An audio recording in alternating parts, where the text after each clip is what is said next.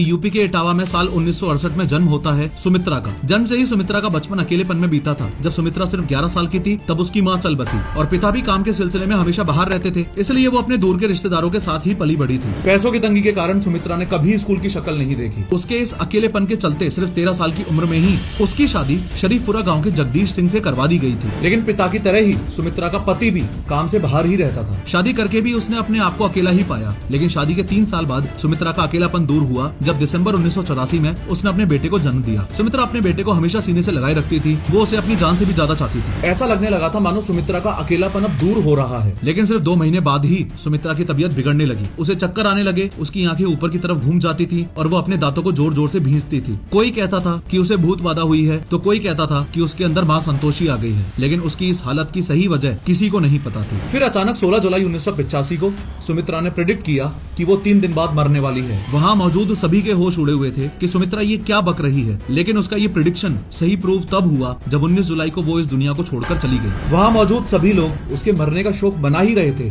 कि अचानक से सुमित्रा उठ जाती है और बोलती है कि मैं तो शिवा त्रिपाठी हूँ। ये सुमित्रा आखिर शिवा में कैसे बदल गई और ये शिवा त्रिपाठी आखिर है कौन? ये सवाल यहाँ मौजूद हर आदमी के दिमाग में चल रहा था। सब यही सोच रहे थे कि कभी भी ऊंची आवाज में ना बोलने वाली सुमित्रा अचानक इतना ऊंचा कैसे बोल रही है। जिस सुमित्रा ने कभी किताब को हाथ नहीं लगाया वो अचानक पढ़ना लिखना कैसे सीख गई? उसके रहन सहन में अचानक इतने बदलाव कैसे आ गए? और सबसे बड़ा सवाल, शिवा त्रिपाठी नाम की कोई लड़की एग्जिस्ट करती भी थी या नहीं? इन सभी सवालों का जवाब तब मिला जब